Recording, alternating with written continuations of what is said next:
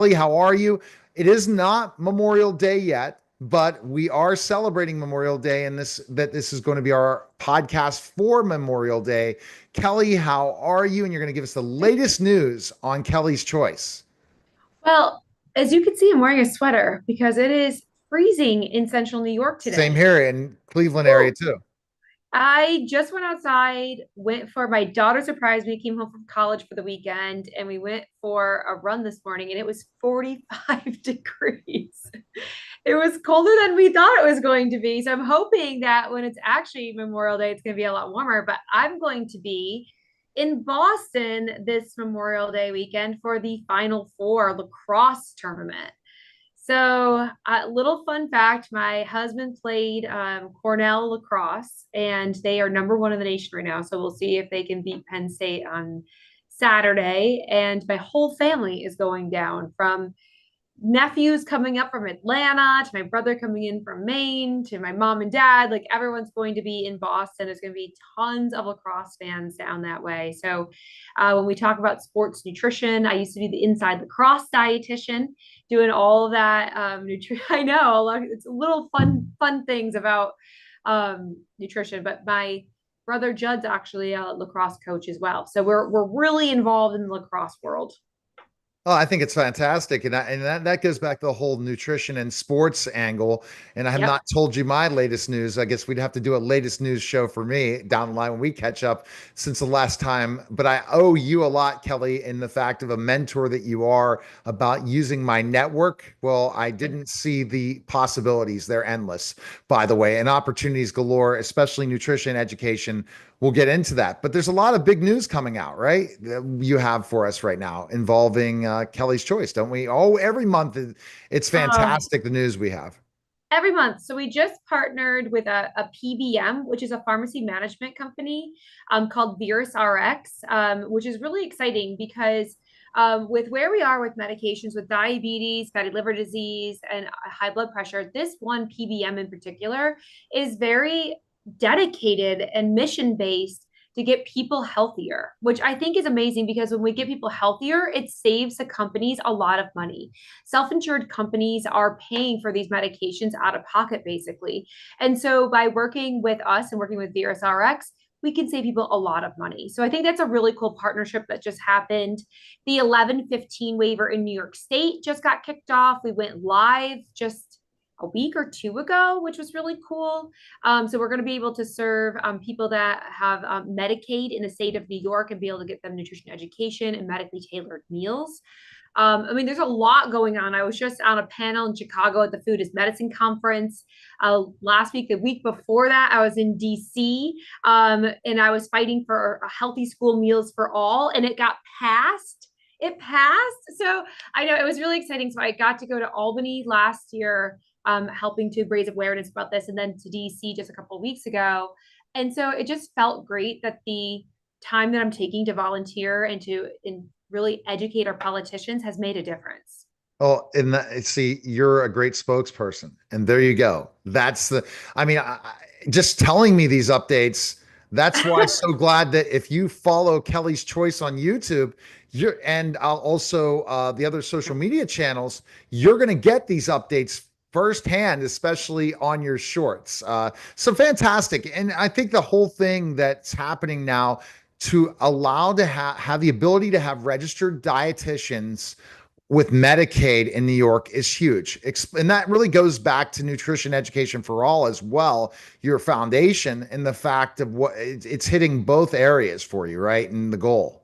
It is. It really is. And just on Friday this past week, I was at a school district in the state of New York at a BOCES. So I'm not sure if you know what BOCES are in the New York State. Yeah. So they come together to come up with all the education, the rules for the state. So what we're trying to do right now, our nutrition education programs are going to be in as a COSER or a co-service.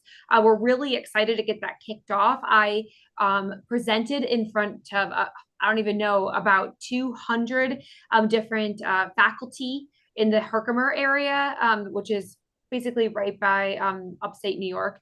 And it was amazing to see like what we could do. The teachers and the educators were just like blown away at the connection between gut health and mental health and how nutrition plays a role there.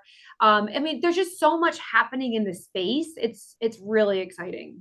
I think so. And just what you expected, you see that everything is starting to really pick up and get exciting. And you're able to serve people in so many ways, the older Yep. adults, the younger kids as well.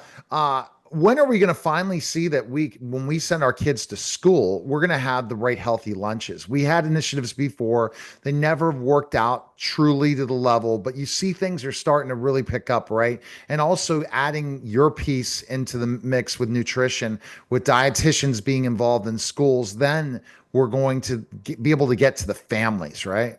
We do. We really do need the education piece. And I am going to be fighting and educating and doing everything that I can. I hope to be in DC more often to really educate our politicians on what is being served. I mean, once you're removed and you don't have kids in the elementary, middle, and high school, you don't really know what's going on. And right now, like you said, it is a little interesting, is the word I want to use, of what is being served.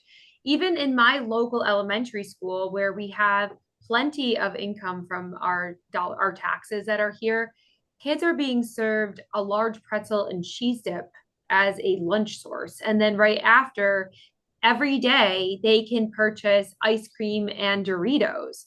So it's just very it's a very It's ridiculous. It's ridiculous. I Yeah. say interesting, but yes, the word ridiculous is, and then we say like, how do kids, why do so many kids have ADHD? I'm like, well, if you were given pure carbs and sugar, Right.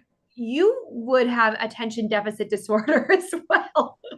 So I'm not saying that And overweight, every kid is kids that that are way, overweight, all of it. but and malnutrition. I think I want to touch on that too, because calories are not nutrition. And that's where this is a huge missing piece. And if we're not getting vitamins, minerals, protein sources, and fiber, our bodies can't do what they need to do. Our brains can't think the way they need to think. And so if we're just giving everybody just pure carbohydrates with no fiber, nutrients, vitamins, or protein, our bodies can't do what it's meant to do. Can't No, function at that higher it can't. level. It can't at all. No. And I mean, this is the big thing. It's about what you put in your body, and just because it's calories doesn't mean it. And can explain what. Let's just say you stick to whatever. What is the proper diet for calories per for a child? Let's say in high school, how many calories should they have a day? All right, so this is where I want to get away from the calorie conversation Hmm. and back to the parts, right? So having five parts, and this is being served at every single school. They have to, it's mandatory. Fruits, vegetables, whole grains, protein, and they have a dairy source. For adults, I keep that fifth one is like a healthy fat. But they do serve all five of these at school every day. It's educating the kids to take all five, to make sure they have all five. So what we see is that the kids are just going up and getting the pretzel or getting the ice cream or getting whatever. They're not taking the other foods because maybe they're not being prepared well to taste good. Maybe they're not being educated on why to take these foods. They're not being prompted to take these foods. And or like think about this. They're given an apple. Okay, think about the most of elementary school kids, they don't have teeth or they're losing teeth. We need to make sure we're cutting the apple, making sure they can eat it. They can't peel an orange. It takes too much time. We got to cut the orange. So these are little things that, again, with educating the staff, educating the kids, this is ways that we can increase nutrition. No, absolutely. And so I was just wondering on calories, but it's really about having a It is. proper balanced diet is a key. So you don't have, and you know what, it could be even a quote. If you have a proper balanced diet as a child and you let it go the rest of your life, you're never going to have to diet ever in your life No. because you're always going to have it. You're not going to have to go to some more extremes later on, like many adults do, that are Well, not extremes, but are the way to get and them. Yeah, go ahead. I'm glad you brought that up, Neil, because it came up at the talk that I did on Friday, and the Mediterranean diet came up. And I said the reason why it's so sustainable and why it's been such like known as the blue zones and good and healthy for you is because you said it's not a diet, it's a lifestyle.